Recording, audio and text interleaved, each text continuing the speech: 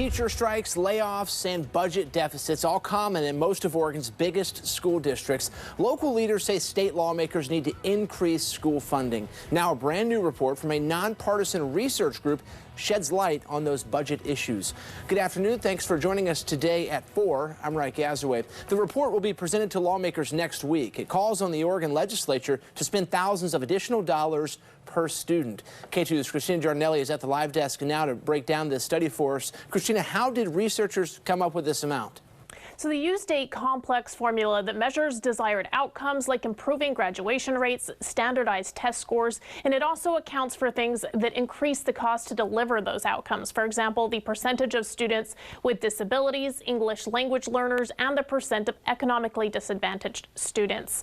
The analysis says Oregon needs to spend about $5,000 more per student per year. Right now, the report shows Oregon is spending just over $17,000 per year. If lawmakers follow this advice, they would need to up that spending to just over $22,000 a year.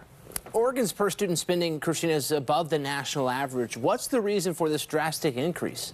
The study points to the current desired outcomes being pretty far off the target. Oregon's standardized test scores are consistently below the national average. The study also found Oregon has a higher number of students with disabilities.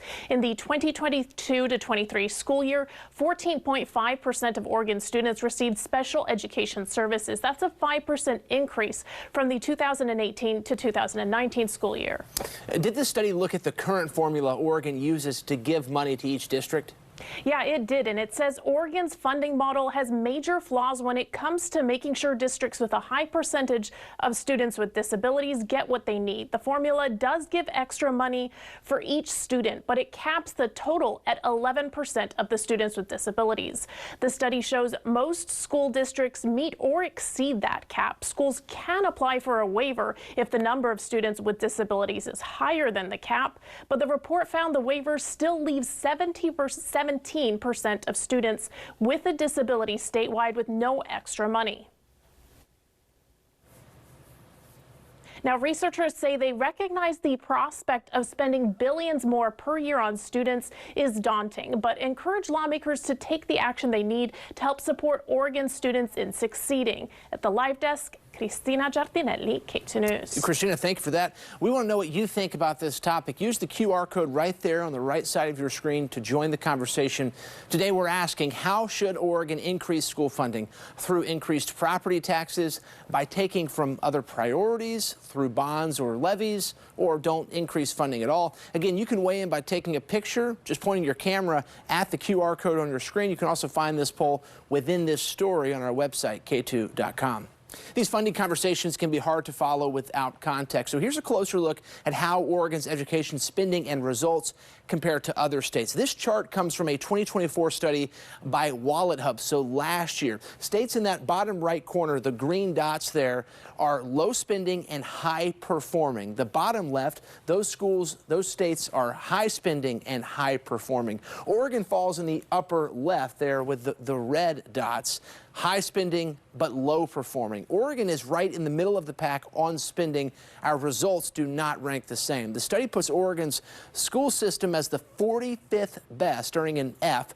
West Virginia is number 46 in performance. That state spends about $4,200 less per student. Oregon's also outspent and outperformed by its West Coast neighbors. Washington spends roughly $2,500 more per student. California spends roughly $7,300 more per student. Their school systems are ranked significantly higher at 23rd and 34th in the nation, respectively. Republican leaders in the Oregon legislature shared their education plan today. It includes laws requiring students to meet reading, writing, and math standards to get a diploma. GOP lawmakers also want to let students go to schools outside their assigned district if the school approves. Another change makes the superintendent of public instruction an elected position. That's common in other states. And finally, they want to allow companies and organizations to sponsor public charter schools. We also spoke at length with Oregon Governor Tina Kotek about her plan to improve the reading and math skills of students. Katu's Steve Dunn interviewed Governor Kotek earlier this month. Here's a part of that conversation only on Katu.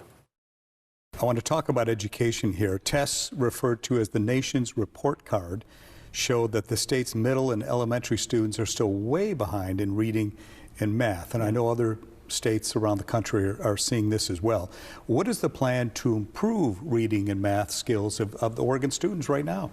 Well, I'm not happy about the marks that we're getting, and I don't think anyone in Oregon is satisfied. That's why when I came in as governor, one of my top education priorities that we are making progress on is early literacy, making sure we can help our schools use more evidence-based tools, get more training for our educators to actually say we are teaching the science of reading in our elementary schools so we can get to better third grade reading benchmarks for all of our students. Because I think every child can read, and I think we need to give educators the tools they need to do a better job.